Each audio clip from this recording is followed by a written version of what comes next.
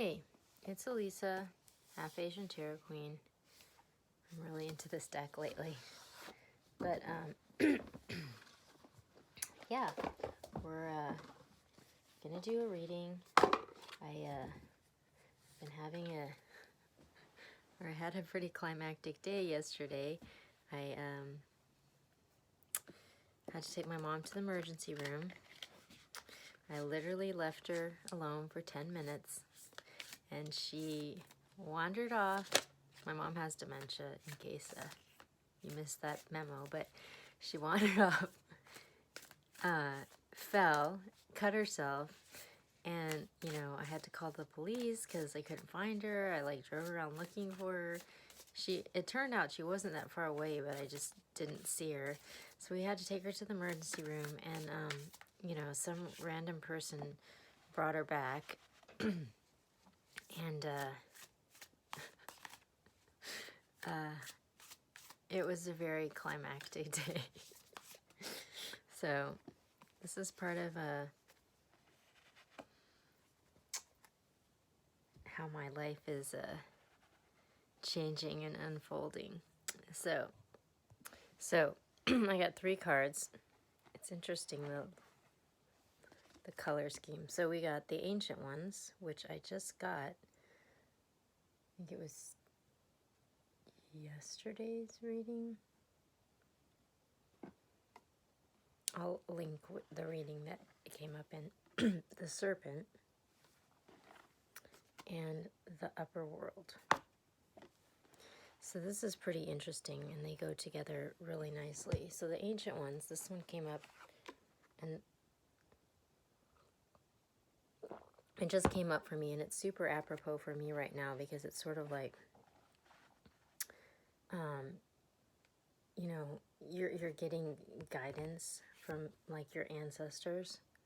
And for me, this is super appropriate because, you know, my father passed away, and the story that I am thinking of that really kind of describes it, other than, you know, how I described it in the last reading. So my friend Colin, he was also a vegan business owner in my town where I used to live, and so we were kind of like cohorts, and I'm like always wearing his shirt, and I did tarot readings at his place, and anyways, his place is called Eureka Compass Vegan Food. And when my dad passed away, like, he sent me this text, and you know, he was just like, think of Star Wars, and like, you know, like when Obi-Wan was in like a, you know, like a saber fight with Darth Vader, and he was like, in death I only become more powerful, you know. And like, I kind of feel like that about my dad, you know, because it's like I'm still like in communication with him, but then it's like he's sort of like, he's like really tapped into all that is now. So he's like really like the Vice is even like more powerful, you know. Like, I feel like he like really helped me navigate through this super sticky situation, and like kind of this miraculous outcome that happened, you know, as a result of whatever, someone trying to sabotage me, like during the moment that he died. And it ended up, the tables ended up turning, you know, and I in a really dramatic fashion, and it was kind of from following this super powerful device that I'm now tapped into, you know. It was kind of magical. So anyways, the Serpent. So this is kind of like all like a representation of like your Kundalini energy, and, you know, like there's this new inspiration that's like flowing through you. It's kind of like the lightning bolt that came through in the last reading. You know, you get this jolt of inspiration, and it's inspiring this profound change, you know. And so the energy is like flowing through your chakras, and like you know, your whole energetic system is like undergoing like a tune-up kind of, you know. But then it's like the snake, because it sort of like represents this transformation, like the snake sheds its skin and it molts into like sort of the next incarnation of yourself, you know. And so you're like being guided through this transformation. And then we have the upper world, And this kind of represents sort of like where you're headed, you know, because the upper world, you know, it represents sort of like your highest self, and like, you know, you're being guided to transform into this. And so there's all these challenges that are coming up, and it's feeling like really difficult, and like, you know, you might feel like overwhelmed, but actually this is intentional, because it's just like inspiring a profound change. Like you're gonna have to really take a bold move and like take a leap of faith, you know, go out of your comfort zone, because that's kind of what's required, you know. So anyways, this is the Wild Unknown Tarot, so I'm going to take that for the overall energies, but you know, it's like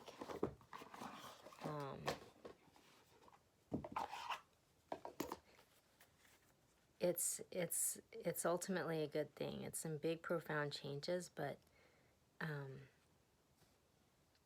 we got the Star on the bottom of the deck, you know, so it's like wishes coming true, and like good things are happening, but you know, you're gonna have to reach for stuff, you know. It's not just gonna fall in your lap.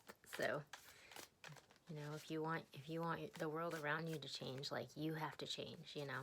I mean, you can't just expect to like stay the same and everything is gonna change around you. Like, it doesn't work that way, you know. So, okay, I'm gonna keep going. A couple more cards. Wow.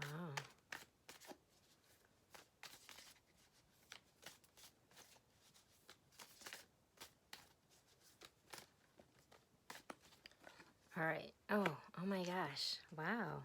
Okay. So we got the sun on the bottom. So this is good, because we're heading to the sun. So this is like happiness, abundance, fertility, like ultimate fulfillment. You know, that's where we're headed. You know, we're headed to this, you know, the upper world. But there's going to be some challenges along the way. So we got the Daughter of Swords. We got the Nine of Wands. And we got the Star again. So I think that's pretty auspicious. So we got the Star twice. The Daughter of Swords. So this is kind of like the Page of Swords, which could be like a message of truth or clarity. It can also be like a stalker energy. There's a whole thread about this, you know. The stalkers, because that's sort of like this energy that was needing to be healed to bring in this sort of ascension event that's been happening. I'm going to read what the Wild Unknown says about the Daughter of Swords, because it says, honest and insightful. The Daughter of Swords is a young woman whose honesty and insights take her far in life. People truly value her frankness. She learns from keen observation. It almost seems as though she never stops watching. Sometimes this can be a burden for her, as she can't help noticing this or that small detail that could have been done better.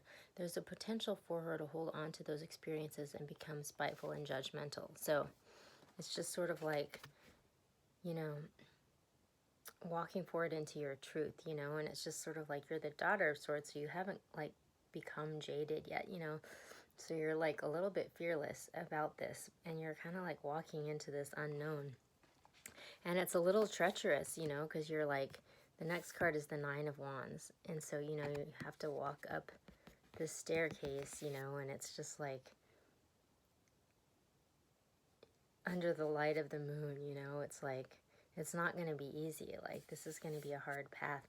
And this, you know, in a normal tarot deck is like the Wounded Warrior card, which, you know, it's like you've gone through all these battles and you're kind of at the end of your rope, but you still have to go up this one, you know, one last battle before you get to your wishes coming true. So this is sort of like maybe a little bit daunted by what lies ahead, you know, the path that you see forward, but don't give up, you know, like don't lose faith, because this is where you're headed. So Yeah, this is like super appropriate for me too, like the Wounded Warrior. If you saw the link, the the reading about my dad, you know, because he's a vet, and you know, I've been getting all this guidance from him because he just kind of passed over, and yeah, like I've kind of like in a way been sort of like dumped on the side of the road in a ditch, and like it's a little disheartening, you know, but like, so I'm looking at this ahead, but it's just like this is a test of faith, you know, and it's like bringing you to the next level, but you know, you have to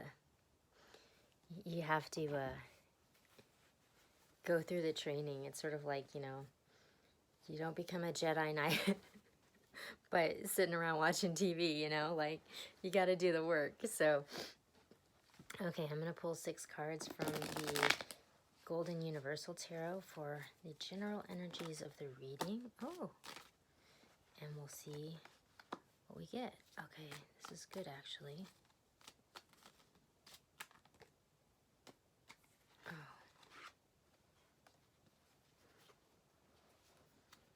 Okay, just a couple more.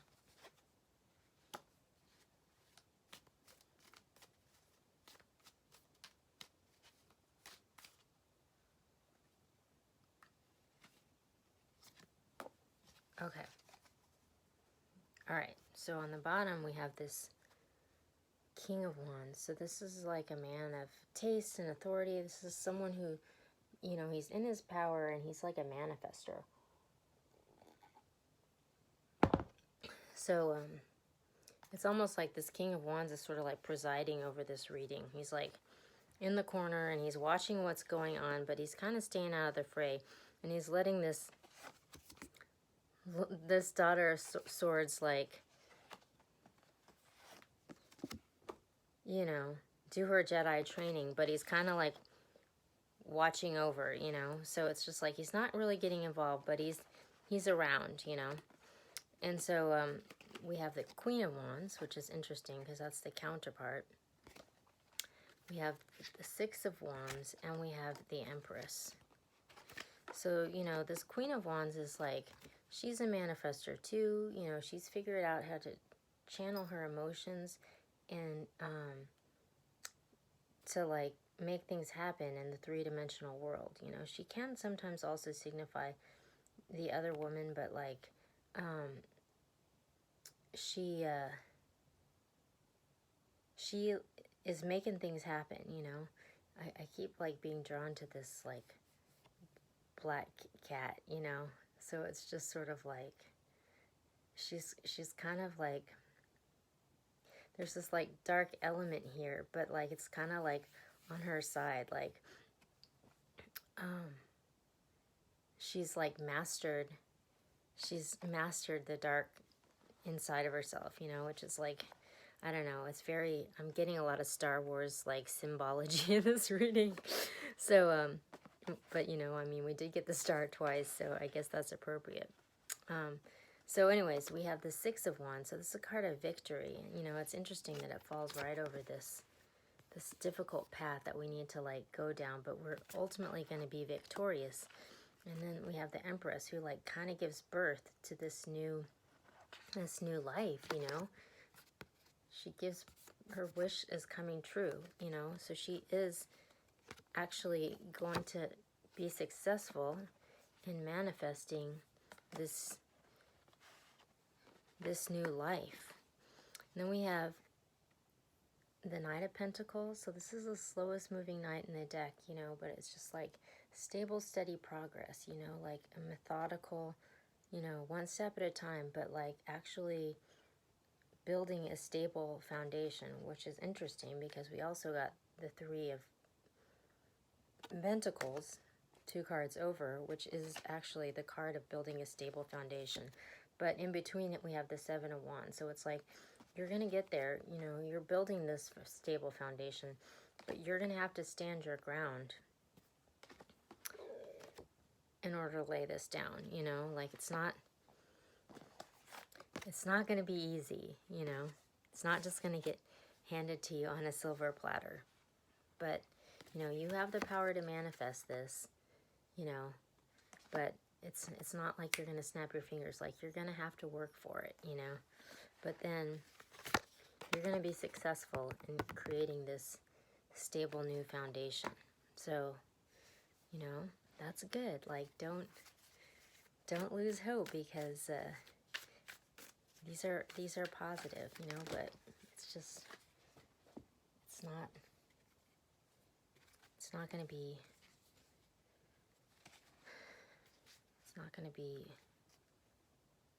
oops,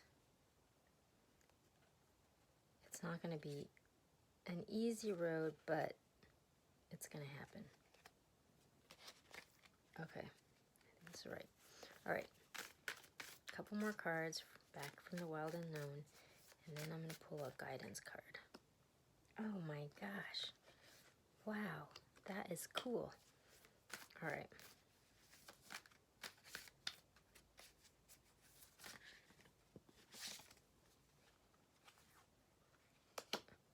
Okay. All right, interesting. So on the bottom of this deck, we got the Seven of Wands, which is interesting because we got it twice, Seven of Wands. So it's just like, you know, keep that fire burning and like stand your ground, because you're going to get there, but, you know, you're going to have to be willful, you know, use your will. Then we have the Mother of Pentacles. So that's like the Queen of Pentacles in a normal tarot deck, you know, and this is interesting because she's been coming up a lot this week.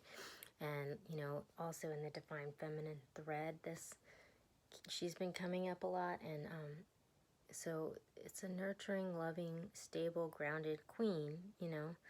So she's like building a solid foundation. And I'm going to read the Mother of Pentacles from this book too, because it's a little bit different.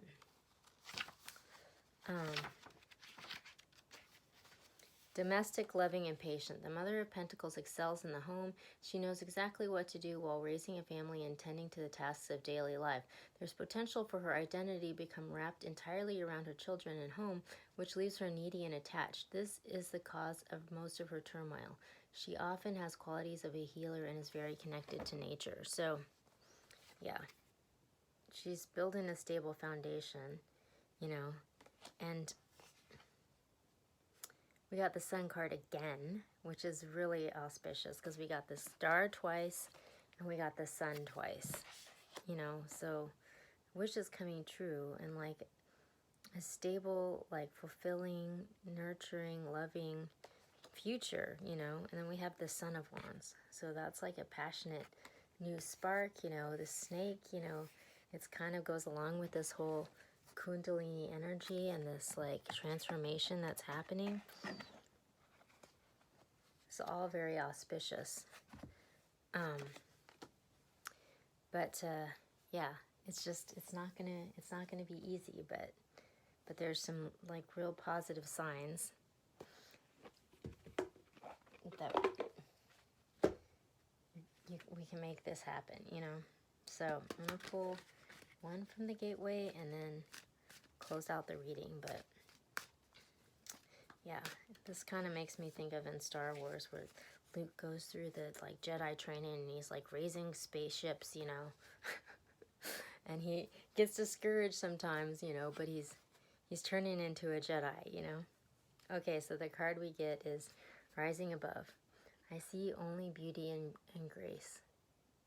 So I think that's really good advice. Like, don't get discouraged by the circumstance, because this is part of your Jedi training. Like, stay focused on the beauty and grace and the positive, and you're gonna get there, because that's how you're gonna rise above the circumstance, you know, and that's how you become a Jedi. So good luck, and we'll check in soon.